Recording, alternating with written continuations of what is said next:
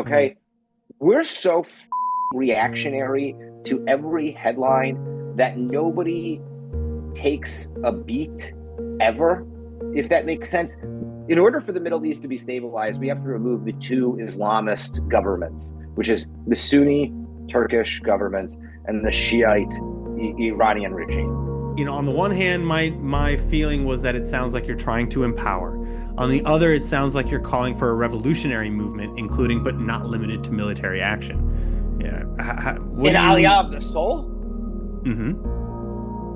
Okay, so God, it's so funny that you say that.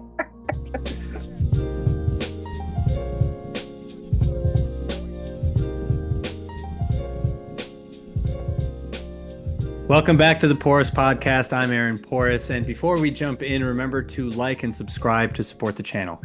Now, my guest today is Adam Scott Bellos. He is the founder and CEO of the Israel Innovation Fund, an international organization fostering Israeli and Jewish diaspora innovation and partnerships, as well as other cultural and creative pursuits. He's also a political commentator, host of the series Wine on the Vine and Unfiltered, and he's a regular contributor and columnist at various publications. Like YNET, the Jewish Journal, and others, including some articles which we'll actually get to later. Adam, it's great to see you. How are you? And with such incredible timing, actually, with the release of Israeli-American soldier Edan Alexander, the visit of U.S. Middle East envoy Steve Witkoff, and President Trump's tour of the Middle East starting in Qatar. Yeah, starting in Qatar. I wonder Starting how he in got Qatar. there. I hear he flew there on a palace in the sky. The topic of on everybody's mind, other than the release of Edan Alexander, which I think is I understand everybody talking about it, but I think that I think that the focus for the last couple of days should have been on Edan, not on the plane or what has happened in order to get this hostage out, other than the fact that I think it's very interesting that everybody's bringing up that as soon as Qatar said for this kid to be released, he was released, kind of showing and highlighting the power that Qatar has had, which has been a huge conversation in Israel since for the last 580 plus days since the war started and negotiations began since the beginning of the war, which is that Qatar is not an honest broker in this situation. And if you even look back at President Trump's claims in his first term about Qatar, he was very clear. They're funding terrorism. They're a huge part of the problem. But then he's always kind of gone back and said something different. Okay, Aaron, why do my eyes look weird? I know we're rolling right now. You're gonna have to cut this out. But do you see this? It's the light. It's the light. Is it the light? It's definitely the light. Looks completely bigger than the other right now. No, Do you see that? Yeah, well, it's the light, and you've got some sort of filter going on, but it's definitely the light. Oh, maybe I have a filter. Hold on, let me take it Oh, off yeah, so I don't look psychotic. Hold on 1 second. I love this. Can we keep this? I mean, like, the only reason why we could keep this is because we know each other personally, so it makes it funny that I can interrupt like this.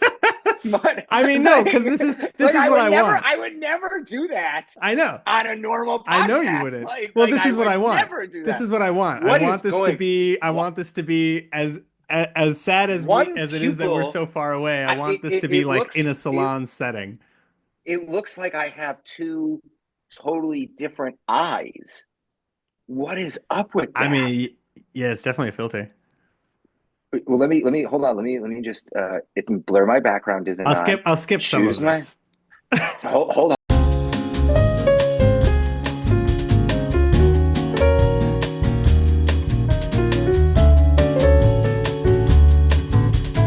Okay, so back to Trump. Yes. Hopefully my eyes will level. I don't know what's going on. I think it's okay. It's definitely so the light, weird though, right? Gotta be the light. Okay, it's definitely the light. I think it's absolutely insane that the situation is even like kind of occurring the way it is, because what I was saying is that over the last 580 plus days, everybody has always spoken about how Qatar is not an honest broker. And when I was in Florida in the beginning of my like American stint right now or trip for what we're expanding for the organization for the Israel Innovation Fund, I was at it's so weird being an Israeli in the diaspora and seeing American Jewish community at its like top levels. And still, it doesn't even begin to scratch the surface of familiarity and understanding of the Israeli reality in many respects. Okay, Oh which is yeah. a huge culture shock, I think, to a lot of Israelis. Yeah. Everything is rah rah, sis boom ba, surface level kind of, and it's nothing negative about I mean, American I don't Jewry. think that it's surface. Well, that's it. They're just not Well, there. that's it. They're just That's not what I was going to there. say. I was like, I don't think You that it's know, surface level. I think that diaspora Jewry, by and large, I mean, obviously there are fringe elements, and not everybody's right. monolithic, but by and large, I do think that it's more than surface level. People really care. They have family who No, lives in they Israel, but care. they, They but they just can't. You can't It's not a envision what it's visceral like to be in a war and still right go out to the cafe and get a coffee. Like you can't. because That it's a totally different lived experience. It's not yeah, like we're stressed out, we need to party. It's right. this is a part of our normal life. But what I was You're saying right, was which is is that insane. Yes, but that's yeah, it. Like near that our insanity. There's a cognitive dissonance that I mean that the diaspora yeah Jewry, let alone the random morons on campus who have no idea what they're talking about. Like, I mean, you have people who know what they're talking about. They're malicious. You have people who are ignorant. Like, so that's I'm talking about like people who are truly, I, truly I ignorant.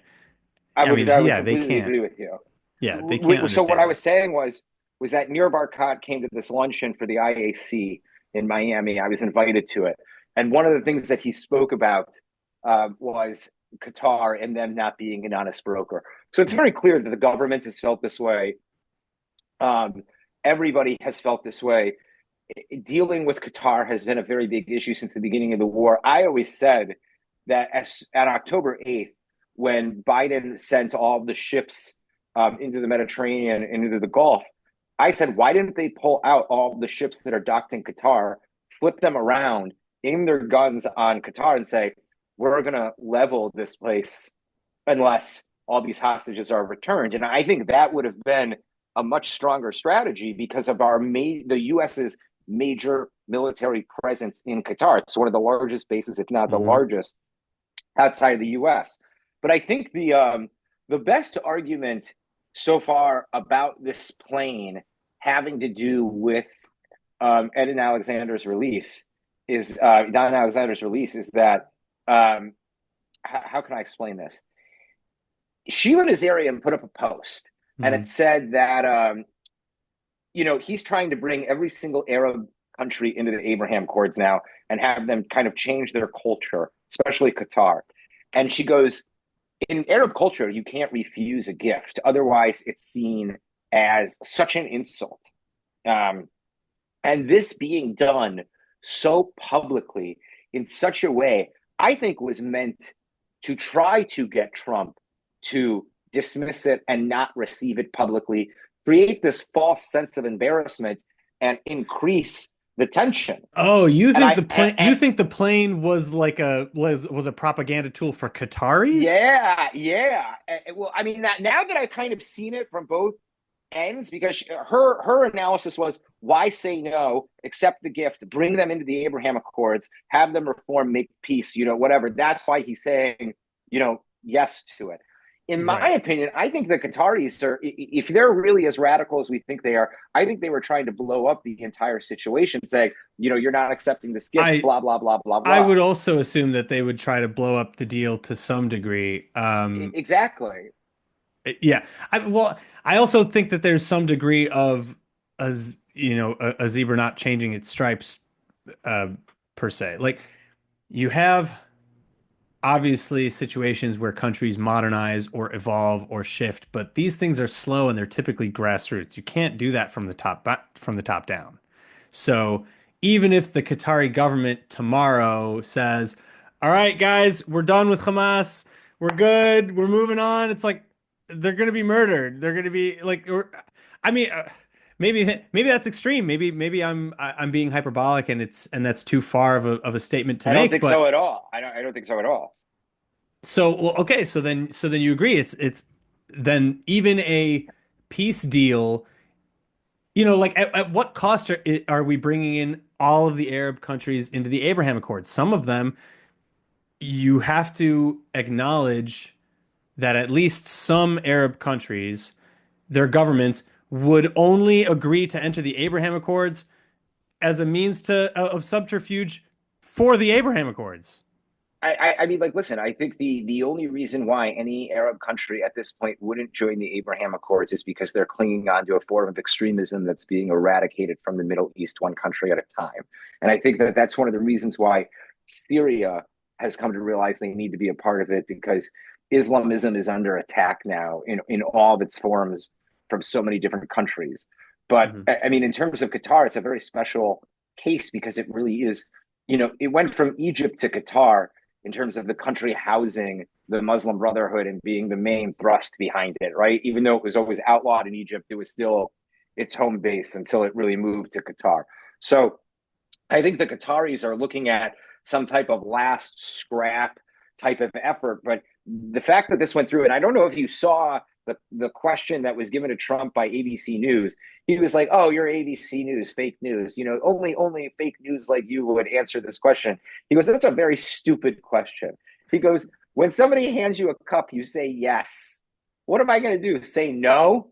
Like, I see where the logic is coming from on why accept the plane. My issue is there spy equipment? How can, what type of effect, is this going to have Right. on national security? What could be built into it? There was the issue of the Americans when they built an embassy in Russia before the fall of the Berlin Wall. It was filled with this spy material, and there Hmm. were bugs in the walls and Yeah, everything else. everywhere. So In the this type, gift that they right? So this gave to type, the ambassador that he had like yeah. behind his head, spy equipment. Yeah. No, but there's those issues. Let's say all national security issues aside, they're all taken care of. There isn't any. Okay, is Qatar now trying to buy their way back to legitimacy? I don't necessarily have a problem with that if Well, that means the end of funding extremism. but Like, okay, so I want to touch on a couple of the things that you said there, yeah, especially regarding extremism and how the Middle East is kind of dealing with it vis-a-vis the Abraham Accords and Westernization, et cetera. Because you mentioned, let's start with Trump, right?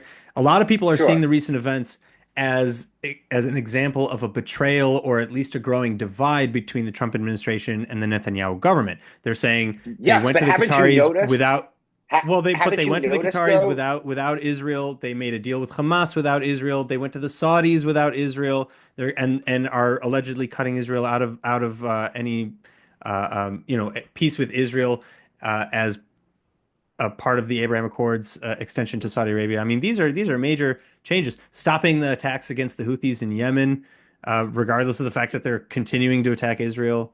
What do you make of that? So I'm going to answer this question and then I'm going to turn the lights on because I think it'll enhance the picture. I'm just Love it. noticing it. My picture looks a little grainy. I apologize. Um, Sorry. so here's what I have to say. I think right now, very clearly, there is some type of attempt to divide the administrations and create daylight. And I think we saw that with what happened with the Jerusalem Post that has been accused of Qatari influence already. Okay. That they were going to recognize a Palestinian state. And that couldn't have been any farther from the truth. It got so bad that, and this is the problem with the Jewish community.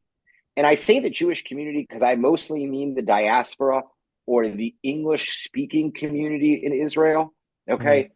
We're so fucking reactionary to every headline that nobody takes a beat ever, if that makes sense. Nobody internalizes anything before reacting to anything, which Yeah. I think, seeing my earlier TV work, was always about, okay, what could this mean? Sure. What are the possibilities that could come I don't know if from that's unique this? to the Jewish diaspora or the No, Jewish no, no, no, community no, no, abroad. I no, no, think no, that's no, just no, no, like no. a phenomenon in the West. It's it's definitely a Western thing, Yeah. but as the Jews do, we take it to 11. Okay, like You I think mean, so? everybody was free. We take it to 11. like Spinal Tap, this one No, goes I to get, yeah, 11. I definitely get Yeah. that. No, my question is, We but do you really think? overreact. Yes, 100%. And I think it's one of our worst problems. We're so reactionary. It affects our judgment. We don't take the time to step back and look at things from a bird's eye point of view. And just proof that Huckabee had to come out and say, this is a bunch of BS, is kind of proof that everybody was up in arms over nothing when they didn't have the full picture, which is an extremely important thing when you're looking at geopolitical realities. You have to have the full picture. Okay, so here's what I can tell you. We'll go back to the plane for 30 seconds. Something is going on that we don't know. Okay, with Sure. Saudi Arabia, something is going on that we don't know. None of us are in the cabinet meetings in Trump's cabinet. None of us are in Netanyahu's security meetings. They publicly had to come out and say, we've had a call. We are on the same page of everything. Everybody knows, because of Obama and Biden and what Michael Oren wrote about in his book, Ally, that daylight between these two countries in this respect, these not administrations, countries, is catastrophic for the national security of the free world, given the role that Israel plays in America's national security. Okay, so in no way, shape, or form are we going to be moving forward in any way that is not good for both countries. Let's get back to the Iran thing and the Saudi Arabia thing that you just brought up. Okay, what happened after we said, oh, they're doing diplomacy? And by the way, I'm not a fan of any type of deal with the Iranian regime that exists with the Islamic Republic. Well, and I'll say right now that under the current Jolani government, I'm not in support of inviting any sort of peace agreement with Syria. Yeah, the way that they're treating the Druze, the Alawites, the Christians, I'm writing a follow-up to my YNET piece that's called "The Abraham Accords Should Not Be Drenched in Druish Blood" or Druze blood.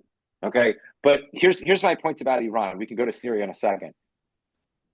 A couple of days, if not a week later, all over the news was about the new rainbow site that they discovered, which showed the violation of the original JCPOA from day one, okay, which is the new site. So, if you think about Trump's language and Netanyahu's language, and whether or not, their whole spat came down to Netanyahu calling Biden after the election and congratulating him. Netanyahu was the last leader to do it, and he waited as long as he could. He obviously had to call him, okay? Trump got elected on revoking the JCPOA. Okay, he's on this stint of implementing peace treaties all over the place right now. But he knows that Iran, after crippling them the way he did, watching them come back, the evidence that we have about them helping fund October 7th, there's no way that this gentleman is just going to create a situation to kick something down the can, because he cares about being remembered as the greatest president in the history of the presidency, which is why he always talks about Biden and Obama being terrible. So I don't think that... But I mean, we have to take what Trump says and does with massive grains of salt. I think that we should throw that in there as well. Of course, because we never actually know. One of the great things about The Art of the Deal is that, and I don't know if anybody hasn't read The Art of the Deal, you'll never understand President Trump. It really is a playbook for how he deals with things. I mean, he throws out ridiculous things to get you paying attention to that. Then he does so that he's going completely different and moderate. He makes you think he's going left. He makes you look left while he goes right. It's classic misdirection. My only point is that you can't never. I live by one rule that involves three things: never bet against Elon Musk, Benjamin Netanyahu, or Donald Trump, ever. Okay, if you live by that rule, you will be very financially successful. Okay, like. Just bet on them to succeed, and they most likely will. Okay, I think that it's very clear that they must have known about this rainbow site for weeks. It's not like they just announced it on the news, and the news are the ones to break it. So I think that was a huge deal. I think that anybody that thinks that Trump is not ready to go to war Okay, which is why he's built up the military the way that he has and is now rebuilding it. I think is a very big piece of the puzzle. I think the reason why he's trying to end what's going on in Ukraine and Russia is to stop any military equipment from going. Rockets were just launched just now as we're speaking on Jerusalem and Efrat, central Israel. Do you have to Wow. go? No, Oh, you're in a second. no. I mean, Oh, I'm in you're in my, Florida. I'm in Miami, Yeah, yeah. but like, I haven't seen a Jerusalem. Oh, I have. Um, I've been seeing attacks on Jerusalem for, yeah. yeah, that's crazy. Um, hold on, the WZO is calling me. I just got to tell them to leave me alone. Uh, podcast. I'm sorry, Aaron. Sorry. This is gonna be one hell of a podcast episode. I'm gonna Like, say it's gonna be so personal and fun. well, I always have fun when we get to talk. It's been too long since I've seen you, It to be has been a honest. while, yeah. It's been a while, but no, I just think that it's so important, if that makes sense. And I think, like we said before, when you don't have all the information, you can't make a true judgment, if that makes sense. And I think that it's extremely important to understand that if you can't keep up with every single little detail, or you can't acknowledge that maybe you don't know everything that's going on, you're always going to jump to conclusions about everything. So, and we've seen that over the last couple of weeks with the Iranian negotiations. I mean, think about it. Eli Kohanim, who almost became the ambassador to the UN, who was the deputy State Department person for anti-Semitism in Trump's first administration, was all Hmm. over the news because she was up for the UN ambassadorship, right? Right. All she talked about was no diplomacy with this regime, no diplomacy with this regime. The typical Trump line has been no diplomacy. There must be a reason this is going on. Maybe it's a regime change peacefully. I would be okay with that. Like, if we don't have to go Where, in in and kill everybody. Qatar? No, in Iran.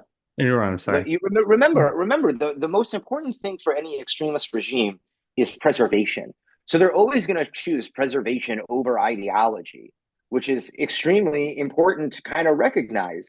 So, if I don't, I actually am not certain about that. I'm not tell like, me why. well, because you have at the core of the Iranian regime, they're not just the same kleptocrats that you see in other places. Like there's an element of that, but they have a diehard ideology that they're pushing here. They're willing to die for it. I've stopped second guessing them at their word a while ago. I mean, like, I don't think you can. I don't think you need to second guess them. I Well, don't think and you should that's what I'm ever saying. second guess Like when them. they're saying we will die for this, and we will like die for Islam and we will die for destroying the small Satan and the big Satan and whatever it takes. I don't I, think I mean, I mean, listen. I think that minimizing that rhetoric is done at our peril, as we saw on October 7th. I don't disagree with you. I think the actual threat of annihilation and showing the ability to annihilate and being given that choice, either we do this and you're dead.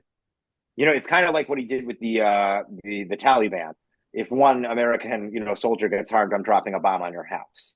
Mm. And then for the last 18 months in Afghanistan, not one American soldier was injured. So I think when it comes to actual extermination, not the talk of it. I think that is kind of a different thing. I think that, in the case of Syria, we can clearly see they are somewhat regretful of what has just happened with the Druze and are now trying to walk things back. And the problem is that you can't, in my opinion, you can't make peace with Islamists. And that's just my firm belief. And that's why I don't believe in negotiations with Iran. I also believe that Trump knows that. And I believe that Trump has surrounded himself with people that have constantly talked about this. I mean, look at the statements that Marco Rubio has made for the last That's true. 16 years. I mean, like, they are very clear. That's one of the reasons why I love Marco Rubio. He like Trump, doesn't mince his words. It's just more diplomatic the way he says Yeah. very similar things, if that makes sense. And I don't think that anybody that Trump has, I mean, think about it. RFK, his father was assassinated by a Palestinian.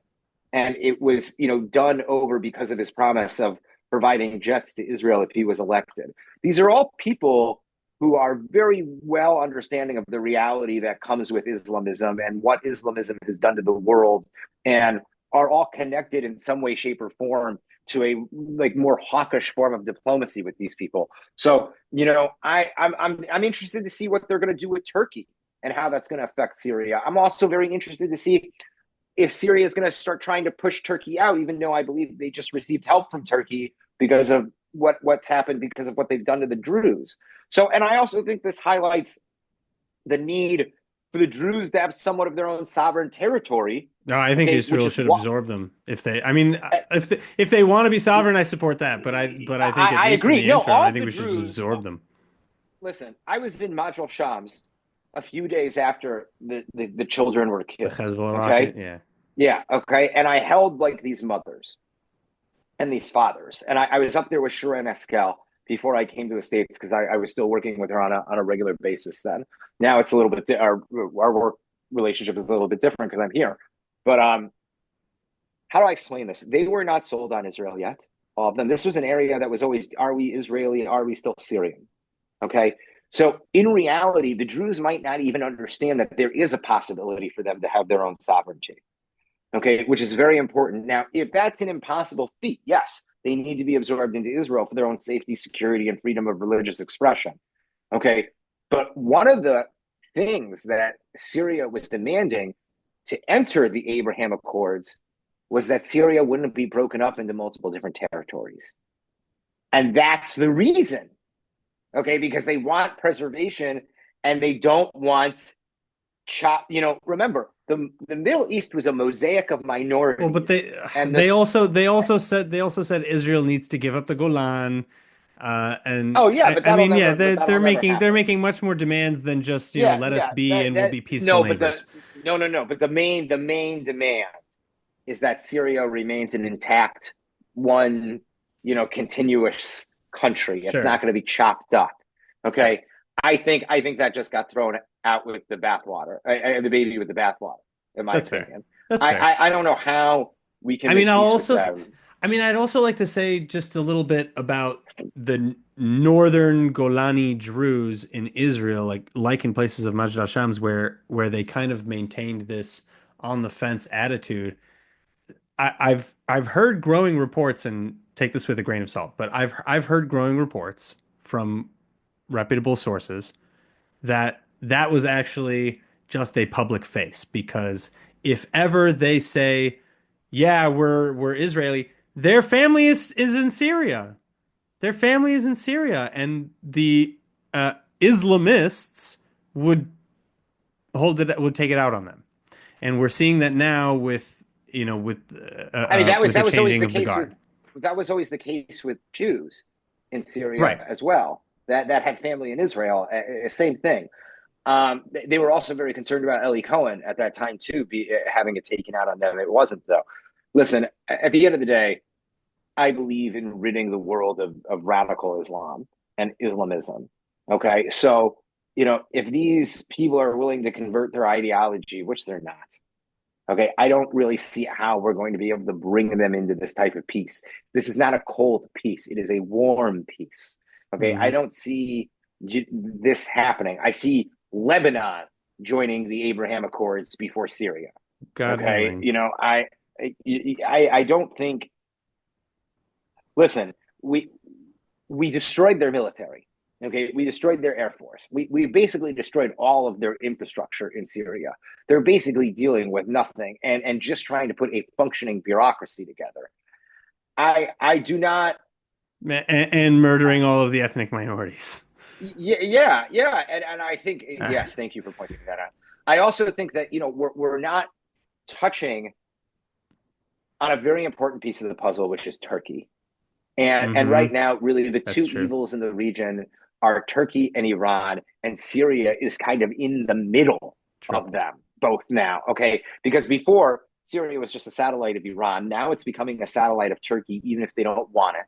Okay, and we saw that by Turkey No. kind of And I coming don't in to think that they help do. as a Yeah, I think it's fairly clear that they don't no, want it. it's they don't want it, but they might not have an option because let's just go back to what I said before. Self-preservation, okay, is extremely important. So, um,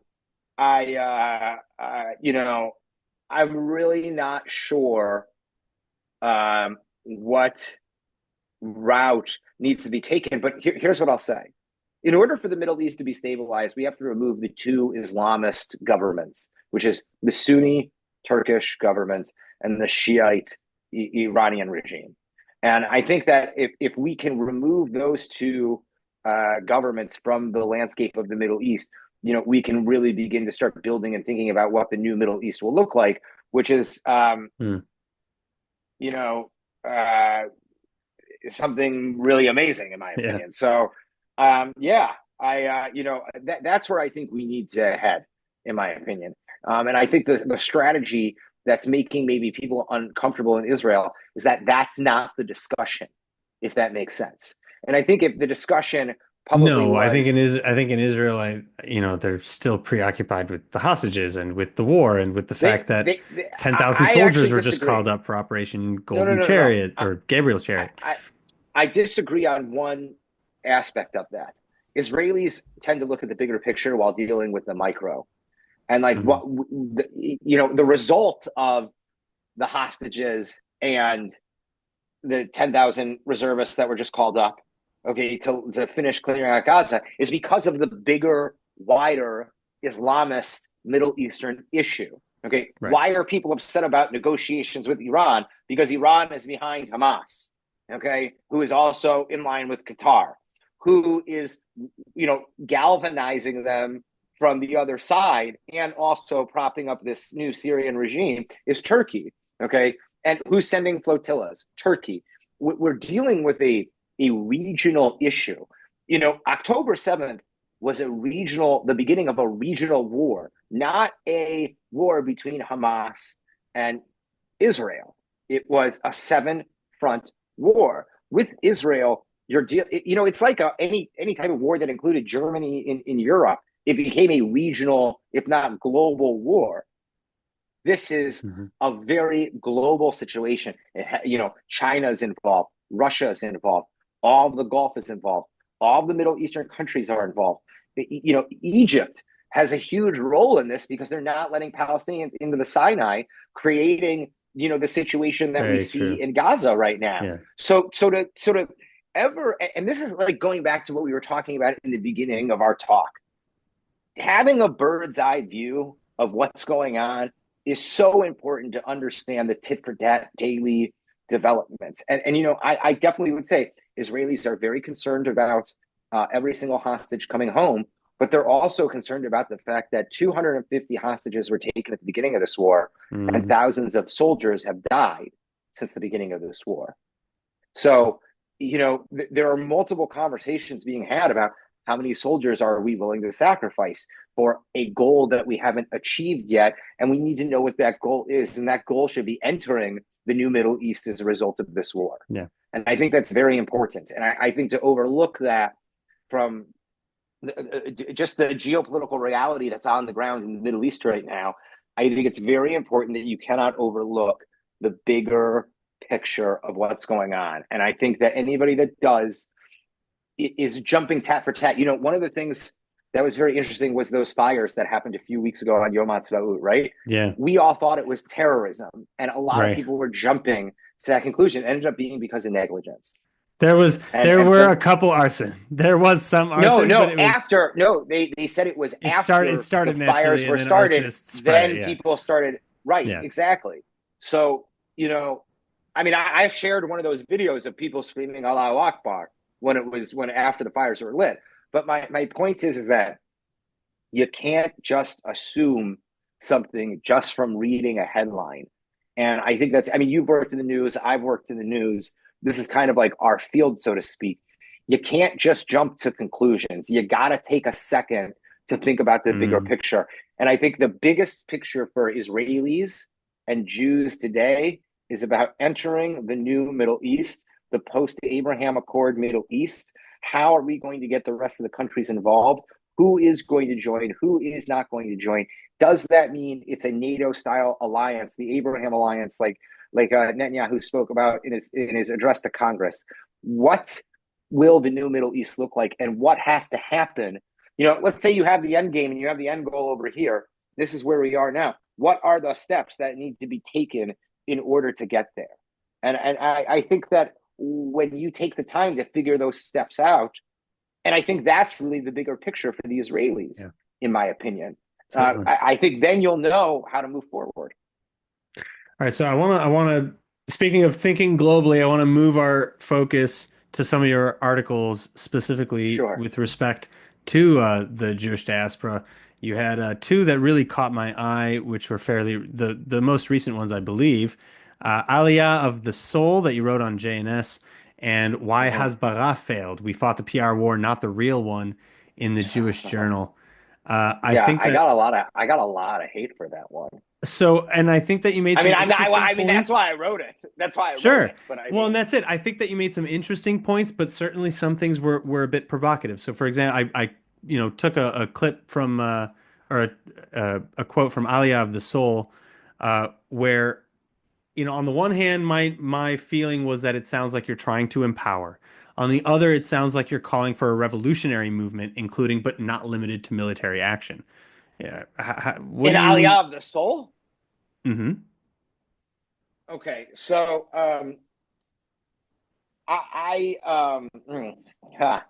it's so funny that you say that.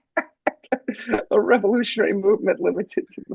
Okay, would you mind saying that again? Because it really just tickled me. It was very funny. Right? Well, because that's what I'm saying. It. Would you mind giving me the quote that makes you think that? There was a hint of, yeah. There was like this hint of revolutionary verve, I guess, and I'm going to find the exact quote in here. I have it open right now. By the way, I take what you said as a great compliment. So do you really? Yeah, because that was the goal of the piece. I'm writing this book right now called Never Again Is Not Enough, Why Hebraization is the Only Way to Save the Diaspora. And those two pieces, every single thing that I'm writing about right now is are chunks of the book, edited and then re kind of distributed word-wise into an opinion piece form. And I'm doing it in order to promote the book. And it seems that my articles are, the Syria piece had the front page of YNET. It was the first time I ever got the front page of a newspaper before. Actually, no, that's a lie. I got the front page of the Jerusalem Post once for their international edition for The Changing Global Structure that I wrote with David Azzoni years ago. But Aliyah the Soul is really...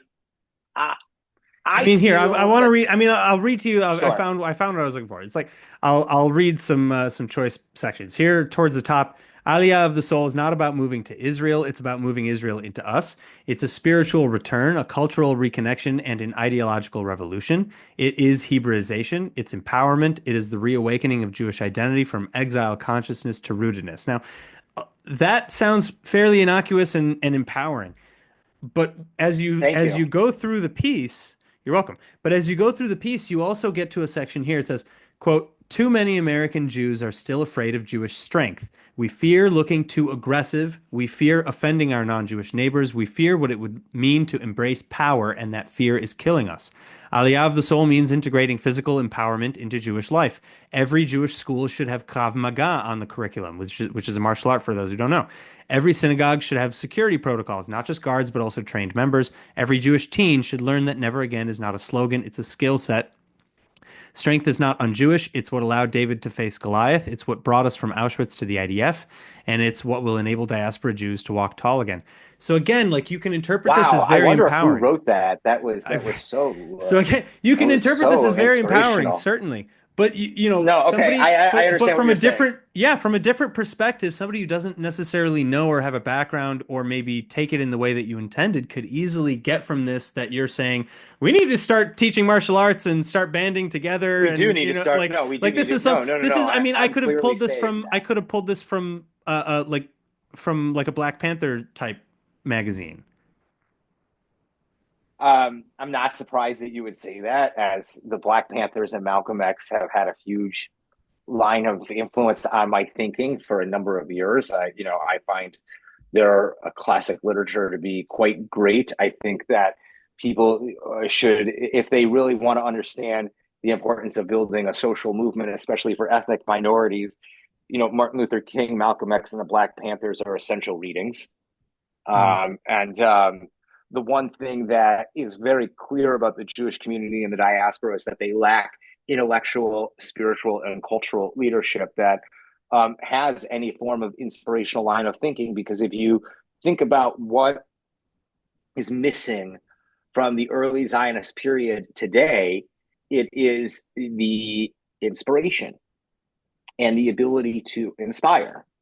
And that was where a huge chunk of that piece comes from. And it's where, my ethos for the book and why I'm writing the book, why I've done it. And it's something that I've consistently talked about since I was in college. These are not new. First of all, my ideas that I am publishing, other than like geopolitical articles that have to do with like this very second, I am not people think I'm an original thinker. I've heard the term visionary used, and I want to puke every time people say that. I really do. It makes me really uncomfortable, and I think people are stupid when they say that. I'm not an original thinker. Alt Neuland, right? New old. Okay. I take old ideas and make them palatable for our generation and people that are our age. Everything in Aliyah of the Soul is Begin, Jabotinsky, Herzl, Echad Ha'am, Nordau, restated for our generation. Okay. There is nothing new that I talk about. My entire thing is taking the early Zionist ideas that change the collective consciousness of a generation and trying to apply it to today's situation. Because, since Obama was in office, I've kind of seen the rise of anti-Semitism. I think the way many early Zionists Do you connect the two, or was that just trial. to give me a time marker? Do I connect the two to The rise of anti-Semitism Obama? with the Obama administration. Do you Oh yeah, do you no, see a connection 100. there, or you're just talking about a time period? No, 100%. The change of American zeitgeist and anti-Semitism. Obama did not invent anti-Semitism. He popularized it and mainstreamed it. That's Okay, and all right. That's going to be the subject of another podcast episode. You're going to have to join me on that. It's a very important thing to understanding the change in the cultural zeitgeist. Why we saw the emergence of Bernie Sanders after Obama. Why we saw the emergence of the Squad. Bernie's been around. Right. But he would never have had a chance to run for office if it wasn't for Obama and the ideas that he was laying forward. But that's a conversation for another time. Yeah. So Aliyah the Soul is really the collection of all of the early Zionist ideas kind of flowed into one core idea, which is that in order for Jewish people to be safe, okay, anywhere in the world, okay, the Israeli model is what's necessary, which is the model of sovereignty, which is where you not only see yourself as a Jew, but you see yourself as a new Jew. And you walk with a straight back and your eyes forward, ready to defend yourself. There is a major, we were talking about the distance between the diaspora in Israel at the beginning of the episode, and that's really what I'm referring to, is that there won't be such a distance when we realize that embracing Israeli and Jewish culture viscerally is extremely important. And I'm sorry, if you see what's going on today in the diaspora and you see what's going on Jewish campuses, and not only that, if you see what's happening with the BDS activists who are getting taken by the U.S. government and deported, or the conversation of deportation is happening, you'll notice that there's a movement that's now going underground. Okay, these are terrorists. We are dealing with terrorists. We are dealing with domestic terrorists in the United States that want to kill Jews because they are Jewish. The Jewish community is not prepared for that. Post October 7th, the only thing that has been done in America are galas, okay, and excuses to raise money for things that don't matter.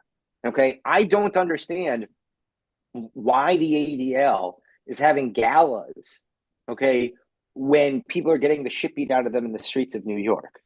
Okay, the day after those galas. I don't see anything to celebrate about Jewish life right now in the diaspora. Okay, I see many things to celebrate in Israel because they're surviving and thriving. But here they're using the suffering of Israelis as an excuse. We're seeing the rise of the Jewish influencer who are not experts, who have no idea what they're talking about, who are talking about things like kahana and having visceral reactions. I read you know something in the Talmud off the internet. I'm a yeah, no, Talmudic I mean, expert like now. you had at the beginning of the war, you had Emily Austin go on Pierce Morgan, and she couldn't name the 1929 riots. I mean, like, I'm sorry, but like, this is not the time for brand building. This is not the time for Jewish comedians to be having their way with the Jewish community and lining their pockets with donation money. Okay, we have a very important thing that's happening right now. It's the destruction of the safety of the American Jewish experience. So, we have to say, is there always going to be a diaspora? Okay, let's assume the Messiah isn't coming for another 200 years. Okay. Safe. Okay, so is there always going to be a diaspora? The answer to that question is yes. Okay, then you have to ask, well, if the diaspora is always going to exist, what type of diaspora is going to exist? And you have to say, is it going to be a strong one or is it going to be a weak one? Okay, the answer that you're obviously going to give is a strong one, right? So then you have to answer the question,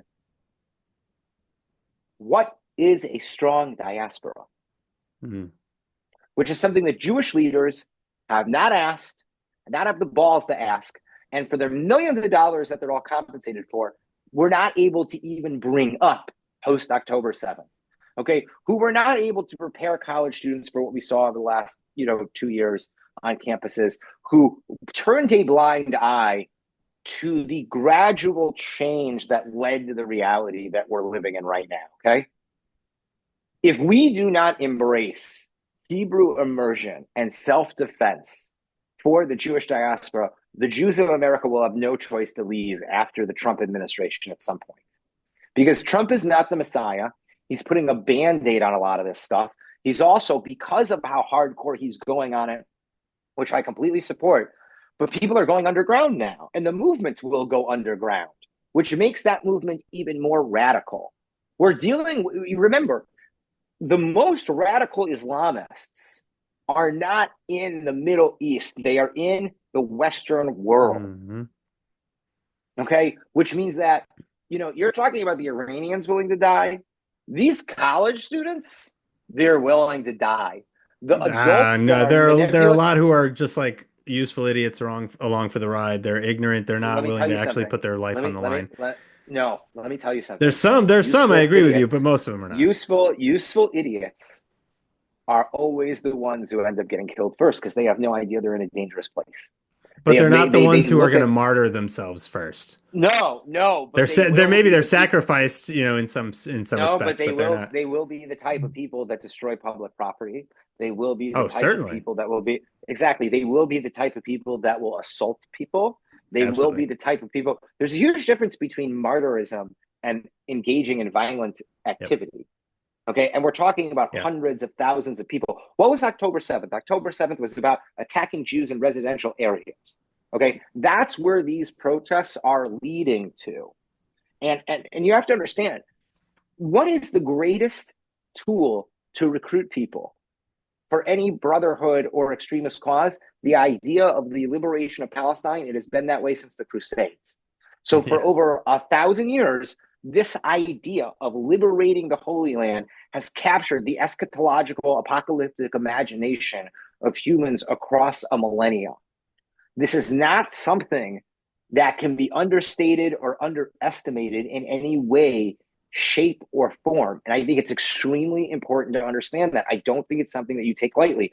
So when I'm talking about Krav Maga on that article, I'm Mhm. talking about it for a very specific reason. I want every single Jew to be able to self-defend.